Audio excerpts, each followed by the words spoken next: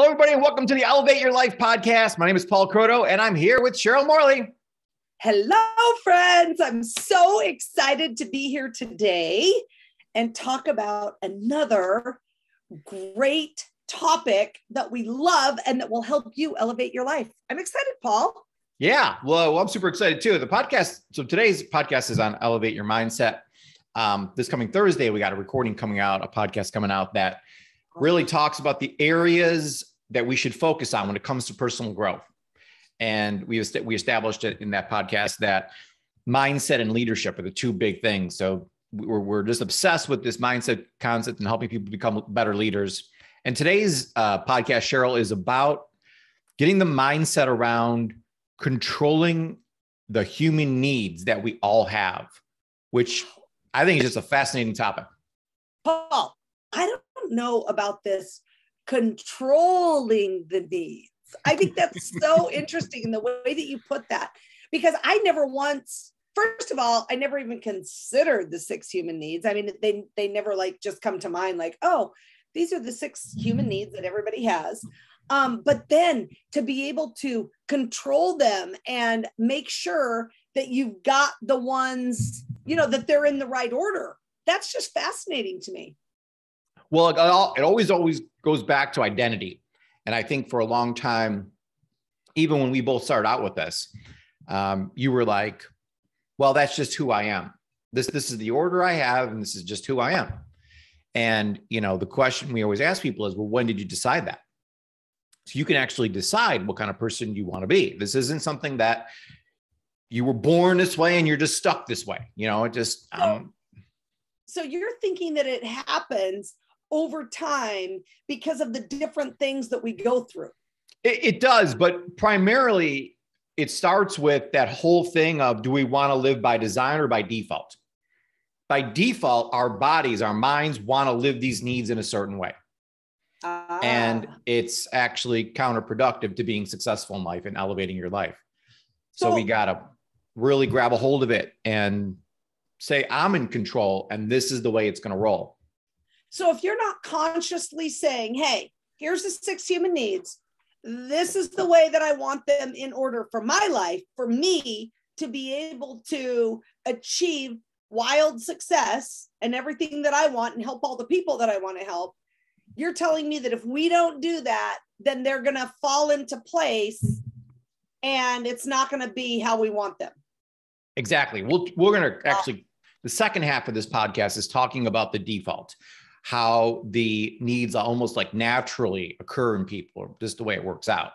But we're going to start this call or this podcast by talking about the order they should be in. So as Cheryl mentioned, every single human being has the exact same 6 needs. So many of you may not even know that until today, but years and years and years of research have gone behind this. It's a big thing that Tony Robbins points out, that we all have these exact same 6 needs. The difference between all of us lies in the order that we put them in. So we're going to talk heavily about that today. And if you wire your brain to put these 6 needs in the correct order, as Cheryl mentioned, you're going to have massive success. And if you don't put them in the correct order, you're going to have massive failure. So I feel super strong about this. Obviously, Cheryl and I have gone back and forth on this for years on this one topic on what order these should go in. And we understand that different people put them in different order. You may end up disagreeing with this podcast. We'd love to hear from you and say, no, you guys are wrong. It should be this order, or this is the order it's best for me. So we'd love to hear your feedback on this, because the whole, concept here is us trying to help you elevate your life. So you got to understand where we're coming from. And when you start with that kind of mentality, that kind of mindset, I think the needs get put into a certain order easily because of where we're starting with, which is with Elevator, from moving from fine to fabulous. Well, what I've found is that it certainly makes sense, right? I mean, it really does make sense. And number one is makes the most sense, since we're Elevate. What's the number one need? Or, so we have all 6 of these, but which need should you put number 1? Growth. It's all about the growth. And I do agree with that. Because if we're not growing, we're dying, right? I mean, that's really the bottom line. We're not ever standing still. We're either going backwards, dying, or we are growing. Yeah. And I'd show you, there's no way we can overemphasize that point. There's so many people in this world that I feel, whether it's their business or their marriage or their family or their whatever, they're like, oh, things are status quo. Like things have just been the same. No, they're not. People get divorced or bad things happen in their life and stuff. And they're like, well, how did that happen? Like it didn't happen overnight. This has been a downward slope for a long time. So don't ever think that things are staying the same or everything's status quo. It's either growing or dying. There is no in between there. So hence Elevate, we're always looking to make it grow. Absolutely. And I love, Paul, that progress equals happiness. I mean, for all of us, not just you and me. I mean, we're super happy when we're progressing, but so is everyone else. I mean, I think that that's very humanistic. I mean, that's who we are. When we're progressing, we are happier. Yeah. And I don't know if Mary Lou Hunter is the one who came up with the saying, but I know we both learned it from her, meeting her. But her big thing was progress, not perfection. Yeah. And, everyone, my life isn't perfect, or this isn't right, or that ain't right. But the question is, are you making progress? That's what matters. It's that little bit of that 1% elevated day that you go to bed at night and you just feel fulfilled. You feel happy. Now we start off feeling happy. I mean, that's a genuine emotion that we're focusing on, but to increase your happiness, nothing can do it like progress can, and we see things in our life slipping backwards. Of course we feel bad about that. So it just goes to reason that if you're moving forward, you're going to feel happy. Right. And then it's all about growth in all areas of your life, right? That's what Elevate means. Yeah. It means growth in every single area. It's not just one, it's not just two, but it's the mental, emotional, physical. It's all of the things. Yeah. And I love what you say, Cheryl, about awareness. It's my big word now, just being aware of things, because especially after COVID, we've seen this massive decline in emotional health, in mental health. I mean, just ridiculous. The stats, it's 3,000% increase in antidepressant drugs over the past 2 years. 3,000% happening. I mean, you just watch the news, Paul, and you're like, oh my gosh, your heart breaks for all of the, the bad things that are going on. And it's because of what's happening and the way people are feeling and what they're dealing with and what they're going through. Right. Right. But these emotional and mental problems that people are having, the emotional, the lack of emotional health and mental health, doesn't happen overnight. Again, it all goes back to that, it's either growing or dying. And what happened was over a period of time, especially over the past 2 years, it's been on a decline. And I certainly think, Paul, that there's that catalyst too. There's something that happens. And I think that's what's happening. It's starting to break people, right? Yeah. I mean, it's starting to really, everything was and then all of a sudden, boom. And it just has really started happening. And I think becoming aware that we can elevate those different places in our lives and those different things in our lives, I think is so helpful for everyone. It so is. And I'm so proud of us, Cheryl, the two of us, for the way we went through COVID and lockdowns and things.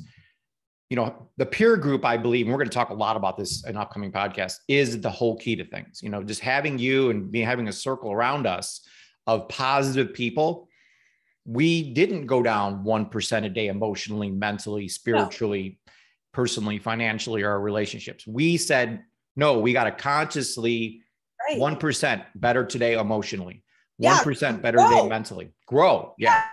And I think and I think that's a big difference, because I think that when COVID hit, people could decide what it was, whether they knew they were deciding or not. They were deciding whether they were going to continue to grow 1% each time, but there was no more on the fence, especially at that time. You're either going down or you're going up. And it was it's fascinating that there's that catalyst and we can really see it clearly. I think it helps us so much to understand and to really kind of think about, you guys, how did you do it? What, I know a lot of my friends did different things. One learned how to knit, one learned how to cook, one learned how to, so all of that's wonderful because that's the growth, right?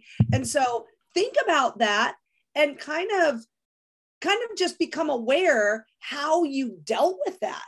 Because look, there's gonna always be things like that. Maybe not to that extent, but there's always going to be things like that in all of our lives. And just become aware of how you're dealing with them and how you're continuing to grow that 1% each day. Super important. Yeah, my gosh, that's why we put it number one.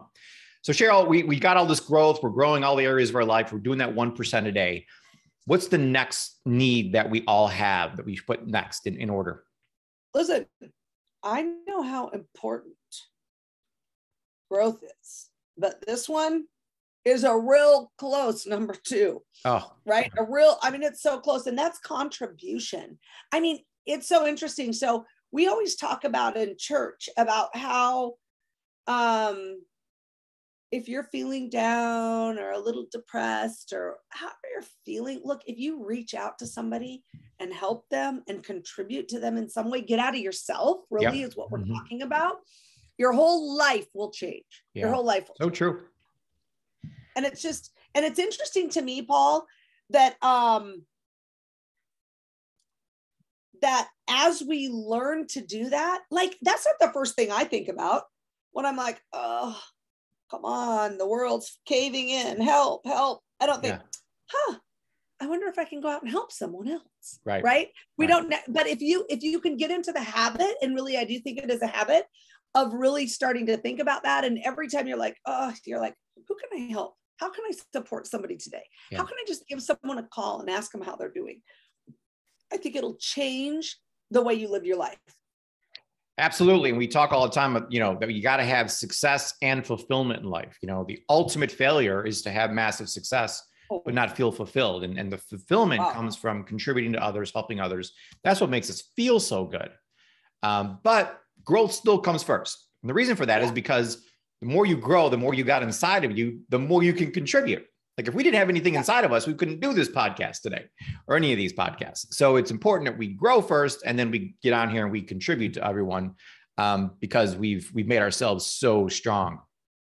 So I believe, Cheryl, God put us all here to learn, to grow, to help one another.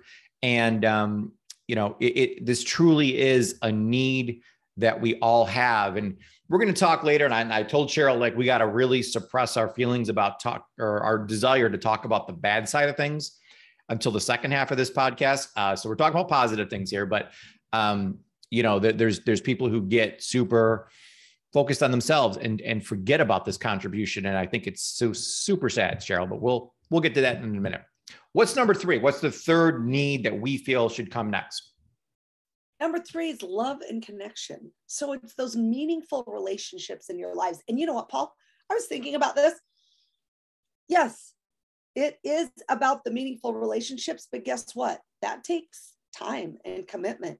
And it takes all of these things that we have to make sure that we are doing and using and being there. You can't have a meaningful, I would love it if it's like, plug in and get a meaningful relationship in 5 minutes. That would be awesome, right? Doesn't work like that. So it's a process. It really is. But it's really about loving one another and staying connected to the people that we value most. So important. Yeah, absolutely. And Cheryl, you, just like everyone else, you work all day doing a lot of things. And then it's that family time in the evening that, and then I know that you have all your family at your house right now for your Memorial Day party. So it's that love and connection is such, this could easily be number 1, because at the end of the day, it's all about the love and connection between people. That's all we have is relationships. Sure. But if you're growing and you're contributing to the relationship, and I think we both contribute to our relationship a lot, that makes the connection even stronger. So if you can, it's very tempting. And I'm sure there's going to be people, texting us, Cheryl, and saying, no, love and connection should be number 1. We almost agree with you, but I hope you can understand why we put it 3, because if you can grow and contribute to that relationship, it's going to have a better connection and you'll be able to love more. Yeah. Number 4, Paul, is significant. And I think I don't know, for some reason, I always think that kind of fits in with the love and connection, because when you have love and connection in those relationships, you are a significant person in the relationships that you have. And I think that feels so good. And we all need to feel that, right? We need to have that feeling of being significant, I believe, to others. I mean, being a mom, I feel very significant in my kids' lives, and that they need me. And that makes me feel significant. Yeah. Yeah. So not only do we all have these 6 needs, and we have to put them in a certain order, but we also have to identify what in life helps us meet these needs. So for instance, you have significance in your life from your children. That's what makes you feel significant as a mom. Sure. Cheryl and I both feel extremely significant when we make these podcasts, because we're making a massive impact on your life. So that makes us feel really good. We feel significant from that. We're going to talk later in this podcast about bad ways you can feel significant, but we all have to feel significant. We all have to feel important one way or the other. But it's so interesting to me. This one need is so interesting to me, because there's so many different ways to feel significant. And if you don't get this one right, boy, you really go downhill fast. So it's being significant in someone else's life. I mean, you ask your children and they'll tell you, I'm sure of it, my mom is the most significant person in my life. She's done the most significant things for me ever. Yeah. So, that's where you get your significance from. And that feels so good. Yeah. And another thing to keep in mind too, is that, that it's very important to make a significant impact in other people's lives. Right. And you're talking about that, like with the kids and everything else, but even at work. And as we are, doing the things that are so important as we go through life, not even just family members, but also other people that we're trying to impact and really support and help along the way. So I love that one, Paul. The significant or feeling significant is so important. But I have to tell you, let me just tell you, number 5, it should be like this was the big argument right here. And this one should be number 1 together. There's a double number 1. There's a double number 1. And you guys, that is variety. Oh my gosh, please. I love variety more than anything. Variety, I love it. Like, there's people who eat the same thing every day. I'm like, what are you talking about? How can that even be who eats the same thing every day? I mean, that sounds ridiculous, Cheryl. Yeah, it does, Paul. It does. And there's no way. I mean, I can't even do it. So we know that variety is the spice of life and is a major need. Thank you. It should be up there at number 1, but no, we have it at number 5. So, but you cannot let this need make you be undisciplined. And I do agree with that, Paul. That's true, right? So it could turn into something, the variety that you need or that you want could turn into something that leads you away from your goals or your vision, instead of helping you fulfill those things and become, wildly successful. Yeah. So, yeah.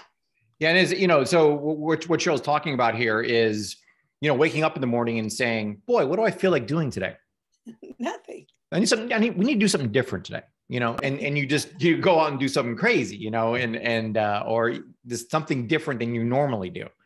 And if you continue to do that, it's great to do that. You have to do that every so often. It's a need of all of us. But if you're doing it every single day, it gets to be a problem. There's no structure to your life, and no, and Cheryl, all jokes aside, you may not do the things that are non-negotiable in your life in the same exact order every day like I do.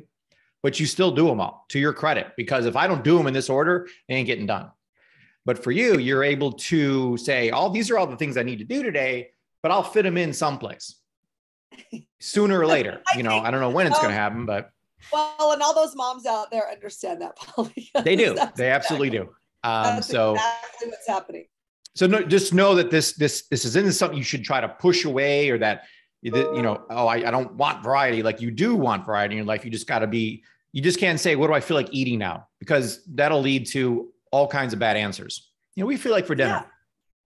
Well, nachos, of course, but I feel like pasta. Yeah. I mean, yeah, but I love the way that you can kind of get your variety in the, I don't want to say the right way, or in a way that is very beneficial for you and achieving your goals. So that would be like, oh, well, I'm going to get my need for variety filled by meeting new people every day, Yeah. by learning new things. That's variety. Boom. Yeah. And then by solving problems in different ways. All Yep. of those things are varieties. Of course, I never looked at that as variety, but those certainly are variety, and just the different things that you can do. So yeah, those are awesome, healthy ways of having variety in your life and meeting that need.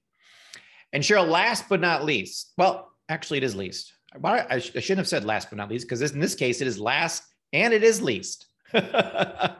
What need is that? Paul, that is certainty. So this is the big controversy here. But it does make sense, right? Like, it does make sense that what does your mind want to do? Your mind wants to save you. That's from millions of years ago. Yeah. Right. So your mind wants to keep you safe, and it wants you to survive. Right. Yeah. And so that feeling of certainty that we want it could be, it happens to be in negative ways too, but that certainty that we want and that we want to feel is because our mind wants to keep us safe. Not only that, Paul, the crazy thing to me is your mind will keep you safe even if it's in a bad way, right? Yeah. Because of all the things that have happened to you. So you get to this certain point in your life, and it's not a good point in your life, right? It's not good. And your mind's like, well, we're going to keep you here because we feel safe here. And I don't want you to go out and embarrass yourself. Well, that's scary, right? And so these crazy things that happen in our minds, I just find it so fascinating that it's our mind trying to save us. Right? But in a weird way, like you said, before we knew all of these needs and the order and everything like that, I would hear stories of women in relationships they know are bad, but they're staying in it. And I would always say, just get the heck out. And I know you've even told me some stories from your past when you were younger, that you were in relationships that you knew you shouldn't be in anymore, but you still stayed. Yeah, absolutely. And I couldn't understand that until now, because it's familiar. Yeah. So whatever else could happen is unfamiliar. And that is even more scary to your mind than being in the familiar. This is familiar, but it's a bad situation. So it's funny how you think your mind keeping you safe would tell you to get the hell out of there, but it doesn't. It tells you to stay, because there's a chance that when you leave, it's actually going to be worse. Yeah. Oh, that's right. And the unknown is more scary than the box you're in. Yes, that's well said, Cheryl. That's exactly perfectly said. It's the unknown is the most scary thing to your mind. And that's why people, no, so this is the 90% of people put this at number one. We're going to talk about that in a second, but our minds want us to stay in the box because that's where we're safe. So there's a picture we always draw. It's just a box. You're in the center of the box, and everything in the box is things you do on a normal basis. Well, the only way to make your life better is to do something that's outside the box. I talk about this working out. I have my undergraduate degree is in exercise physiology. And it just makes sense that if you're lifting 50 pounds 10 times and you continue to do that, you're not making any progress. You got to do 50 pounds 11 times. You got to elevate, or you got to do 60 pounds or something. You got to raise something so that you're getting stronger. If you're exercising, you can't stay at 3.0 in the treadmill for the rest of your life. You got to go to 3.1 and 3.2 and keep on moving that up. So you're making progress, but in getting outside the box. But again, so many people, like almost all people, want to, their main thing is staying in the box. So again, certainly, Cheryl, we're talking about how do we get these needs met for us. And the certainty for me comes in what I say I'm going to do, I actually do. Yeah. We talked about that before, about showing up to dinner and all that whole story. But when I say I'm going to do something, I do it, and I've done that for so long that that's where I get my confidence from and my certainty from. Yeah. I know you get your certainty, Cheryl, from God, and there's that one Bible verse that we are just obsessed about. I can do all things through Christ who strengthens me. Yeah. That'll give you certainty. Yeah. And another, probably the biggest thing that gives me certainty is focusing on mastering these first 5 needs. So I'm working so hard on growth and contribution and love and connection and becoming significant in other people's lives and creating variety in my life and I've done so good at those 5 things that I get a lot of certainty from that. I don't know if that makes sense, but that's how I look at it, and feel like I'm meeting that need for myself.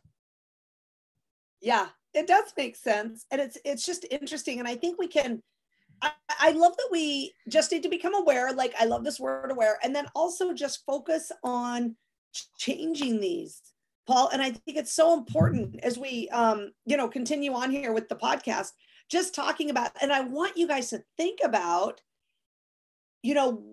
how are your 6 needs not only being met, but how are they set up? Like, what is your number 1, number 2, number 3, number 4? Because we've just told you what we think it should be for you to gain massive success. But now we're going to go on and talk a little bit about how it really is set up for each person, right? Cheryl, we talk all the time, but how do we move women from fine to fabulous? Yes. And the number one thing we feel is putting your needs in the right order. So when we had this discussion of how do you go from fine to fabulous, what do fabulous people do? They put their needs in this order, the order we just went over. But Cheryl, let's change gears here and talk about the fine people out there, the average person, and the order that they put these 6 needs in, and why we feel they're only fine and not fabulous. Yeah, absolutely. And oh my land, we're starting with number 1, which is certainty. So, and certainty, I think, is so important for so many people. And when we think about this, you think about somebody staying in a job that they don't like. It's certain. They stay in a relationship that they don't really like, but it's certain. And maybe there's nobody else that's out there that's any better, right? This is the mindset of the person that puts certainty first. It's people who stay in their comfort zone. Yeah. I was just talking to a friend of mine, and we were just kind of discussing, like, what are you going to do? Right. Because he's at that place in his life where he's kind of deciding. And he said, well, I've decided to do this thing because it's safe. And I was like, oh my gosh. Yeah. Like, what if I would have said that, Paul? What if you would have said that? I wouldn't have. Well, let me tell you, I think you have to be aware not to say that, and that may be happening to you. Getting out of your comfort zone is a big deal. That's not easy. That is not for the faint of heart, let me assure you. Oh, not only is it not easy, but, Cheryl and I, we have big goals and dreams, and we list all these, yachts we want to be on and own, and comfy resorts that we want to go to and stuff like that. But from following David Goggins really changed my life, in that he talks about how you don't want to be comfortable.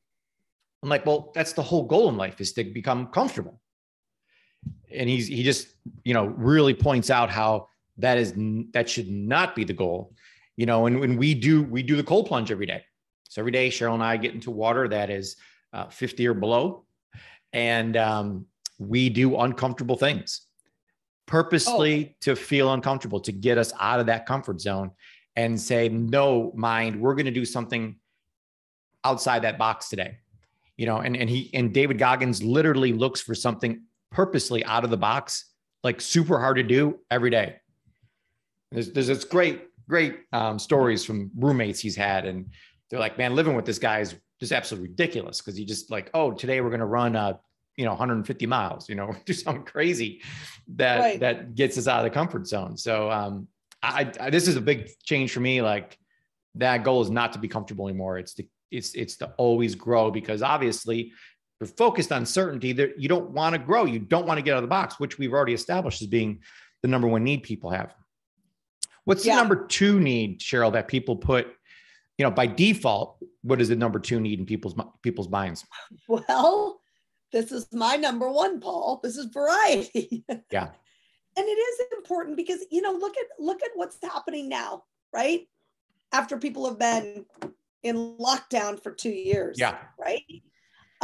Variety is looking like they will do anything to have that variety, to have something different, because you just go absolutely crazy. Yeah. And Cheryl, I know this hit home for you because, we're looking for plane tickets and the go places and stuff. And I understand gas prices are high, but the plane tickets are just ridiculously high right now. And kind of, give everyone your perspective on that. Wow. Yeah. Well, my perspective is, Paul, first of all, I think variety is important. I really do. And for me, but I do understand how it can be used to change or be a hindrance for you to achieve the success and dreams that you have, I guess. Yeah. And, we can be undisciplined with things, as we mentioned before, but it's the need right now to get out of the box, actually, so you see, when you make certainty number one for so long, you don't say we want to go on vacation anymore. You say we need to. And that's what's fueling these airplane tickets being sky high, is everyone just wants to get the heck out of wherever they're at right now. Yeah, it's so true. And paying any amount to do it. Right. Which is so interesting. Oh my goodness. Yeah. So we are at number 3. And that is significant. Now let me look at something, Paul. 4 was significant. So being significant is number 3. And this is more like, I am so important. So listen to what I have to say. Listen to me, right? And I just think that that's really narcissistic, and that's really running high too. This narcissism is really running high in our society. Yeah. So then there's going to be people saying, well, I don't put certainty number one. I put variety number one. Like you just mentioned, like that, how you were naturally wired was to put variety number one. I mean, that's just who you are, and who you were. This is another one where it could easily be number one in people's lives because they're just so into themselves, especially these days. I mean, it's so sad, seeing how, but Cheryl, I know you have two teenage kids. Is it about them or other people? What other people? But I think I just really, I think that all of us want to be significant. So we just need to be aware of how we are significant. Yeah. Right. Because if you're significant in the way of it's all about me, it's only about me, there's nobody else on this whole earth except me, and what I say matters most, and all of those things, that's not good, right? That doesn't help anybody. But if you're like, gosh, I want to be significant in people's lives, and so I think that's the difference. And so I think it's just making sure and kind of checking yourself. I mean, I do this all the time. I check in with myself, what am I doing? How am I doing it? How am I feeling significant? Because that is important to all of us. Yeah. And one of the things that bothered me the most during the whole lockdown and mask thing was these governors. A lot of governors just kept on saying, no, we're going to wear masks. Even though when it came out that masks do nothing, a lot of governors just kept on saying, no, wear them because and I don't understand this because this isn't who I am, this whole power thing, but I thought everyone wants money, but it's not that. Everyone wants power, or at least there's certain people that want power. And when they can control people, I'm going to control everyone in my state. And I'm going to tell them where they can do, what time they're allowed to stay out till, how, they got to wear this mask. They got to do this and that. And they just get this Napoleon syndrome, where I am God and I'm telling everyone what to do and you will listen to me. And that is so bad. It's not even who I am. So I can't even comprehend the whole concept, but we see it all the time now. Yeah, we really do it. And I think that that's what it is when something catastrophic happens, things like kind of float to the top and you start seeing really, you start seeing the real person and the real people. The real order they put their needs in. Yeah. And another thing that's so odd to me, Paul, and I know you and I have talked about this before because I'm like, what? But you were saying that people feel significant. Like one of the things that they do to feel significant is like they start a rumor about someone because they know something that other people don't know. And, oh, let me tell you about it. And, oh, oh my land. I'm like, oh my goodness. Yeah. But I just find that really interesting that somebody could feel significant by doing that. Yeah. So interesting. Yeah. This is a super bad one, I think, Cheryl. I know we have a mutual friend that, I guess we'll call him a friend, that you can see. So we were both upset about different situations and stuff, but we didn't understand these needs. And all of a sudden when we understood them and that, and you get a better understanding of people when you understand these needs, because you can say, oh, I understand that person now because they're putting this need first. Right. So that's all this is about. Like instead of judging each other, it's just you asking yourself, well, what order is that person putting needs? And I literally play this game all the time. We play this game all the time with people and say, oh, it's Cheryl, what are the order of their needs? And you boom, boom, boom, boom, boom, boom. I mean, it's when you get into this, you can really tell fast on what order people put these needs in. Sure. It's super easy to point out someone who puts significance number one, though. I mean, it is all about them. Yeah, it really is. And I don't know, I kind of feel bad for them because if they don't know, and they're just like, oh, well, that's just who I am. And that's, from everything that's happened in their life. Right. And so be aware of that and just start looking at, gosh, what are, because now I'll tell you something that was weird, Paul. Like, oh, I don't really need that need. No, you have that need. Every single human has all 6 needs. Yes. But like you're saying, it's how we put them in order. So let's talk about number 4. So number 4 is love and connection.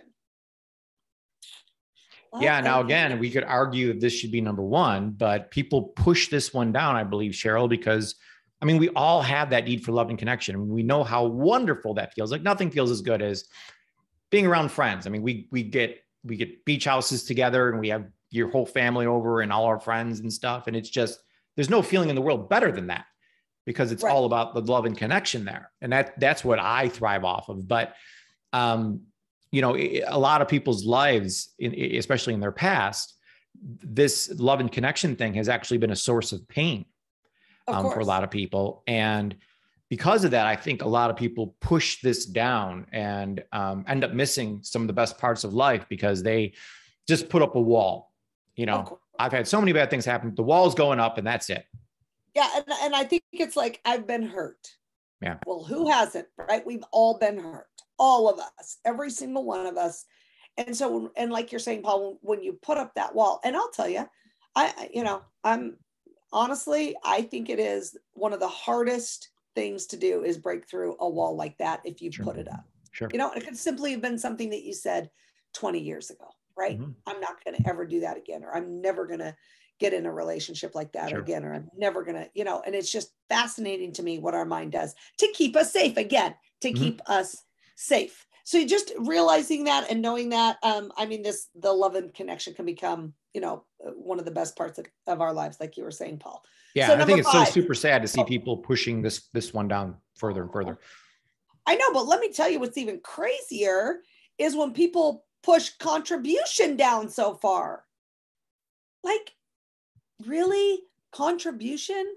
That to me, that feels better to me than anything else. It really Sean, I don't necessarily think that people push this down purposely. Right. They just find themselves in jobs and careers where they just don't feel fulfilled. If you ask a normal person, that's at the computer, at doing data entry or whatever they're doing, they're like, on a scale from 1 to 10, how much contribution do you feel like you're having to the world? And they're like 0. I'm just entering these numbers in this computer. So, a lot of people just get stuck in that. And that's why a lot of people volunteer for different things. because Sure. they want that feeling, because you're right. It's so fantastic, the feeling of contributing to other people's lives. And we see bad things happen in different communities, even when there's like snowstorms here. The community pulls together, Of course. and that you can see that people want to contribute. They want to have all that going on. But I just feel by default, this gets pushed down because of the way a lot of businesses are run in the world, where the bottom line is what matters. And we're doing this, and it's not based on contribution. Everything that Cheryl and I do is based on contribution. Right? We want to contribute to your life. We want to help you elevate your life. We want to help you move from fine to fabulous. It's our number one focus. It's our only focus. So to do anything different, Cheryl, would feel horrible. But I feel so blessed, and I know you feel blessed, because we have this opportunity, and we've been put in this place in life where we can focus 100% on just contribution. Mm-hmm. Absolutely. And it does make for a happier life. I have to say that. It really does. It does. So what's the real sad thing, Cheryl? What's number 6 for 99% of the population? Well, the real sad thing is that people have growth as number 6, but what's even sadder is they don't even know that that's an option. Right? They don't even think that that's an option, or that it's important, because it is the most important thing. It really is. And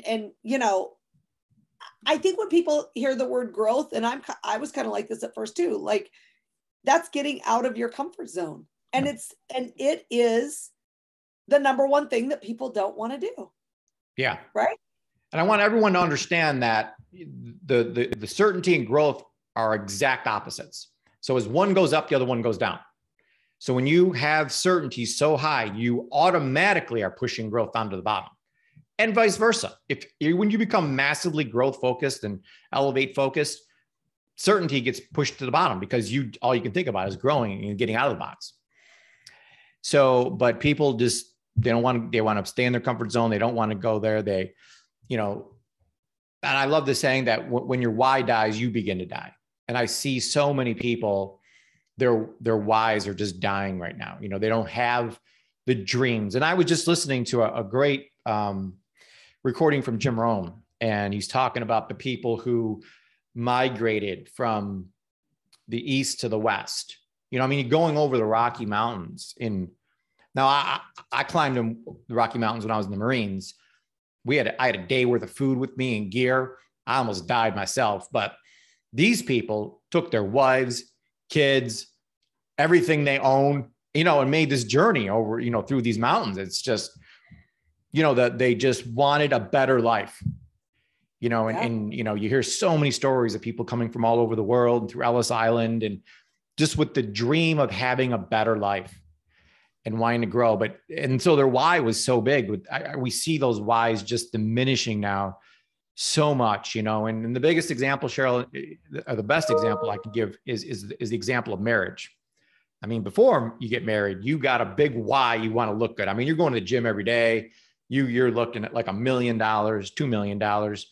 And you're going on dates and that, and leading up to the wedding, everything is just 100% focused on growth and getting better. But so many people, unfortunately, look at their wedding day and then the day after is, well, I'm safe now. The other person said, for better or worse, I'm going to stay with you. And I've just decided to go with worse for now, because I'm sick of pushing and trying to, look better and better and better. So we see this couples get into this comfort zone, and, the why is not there anymore.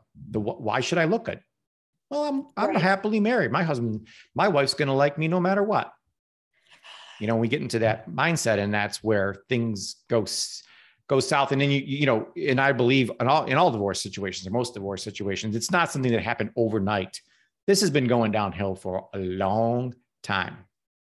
Yeah, I agree with that. And I think it's because we talked a little bit about how, when one changes and the other one doesn't change, and that happens a lot with growth. Mm-hmm. Right. And so if one decides to grow and one decides not to. Yeah. Right. And so I just, and Paul, I love this. People let the survive voice take over, and they quiet the thrive voice. I love that. It's so true. That's really what's happening. Yeah. So hopefully this podcast was beneficial to you. You have a better understanding of why you do things, why other people do things. Everything we do is based off the 6 human needs.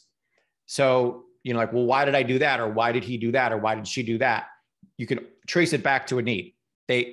Everything we do in life is to fill one of these 6 needs. So we got to put these in the right order and just become, and I share, again, I love when you use the word aware, just becoming aware, watching yourself and saying, man, am I really? Because I was following Tony Robbins for like 25 years. Never been to one of his events though. Now, could I afford to go? Yes, but I wasn't going. So why? I was like, well, why would I be doing that? Well, I still had certainty, one above growth, and because I love growing, but I had certainty higher in my subconscious mind because I didn't want to give up that money. And when I said, no, Paul, you're going to make growth number 1, certainty is going to be 6. I've gone to 8 Tony Robbins events. I've got 2 more coming up this year in the past year and a half, 2 years. So what this can do for you, and just moving one above the other makes like a whole new life. I mean, especially when it comes to like certainty and variety. If you start putting certainty above variety, your life goes south real fast. Like I do agree with you, Cheryl, that everybody has to put variety ahead of certainty. Because we need that variety in our lives. And too many people, again, have certainty way too high. And that's what's holding everyone back. Yeah. And the word that comes to mind, Paul, just in closing, is the word settle. And I really think that that's what happens when we don't get these needs right. Yeah. I really believe that. No, well said. All right, everybody. Thank you for coming today. Hope you got some great value out of this. As always, we encourage you to do something today to elevate your life and move from fine to fabulous. Awesome. All right. See you guys soon. Bye.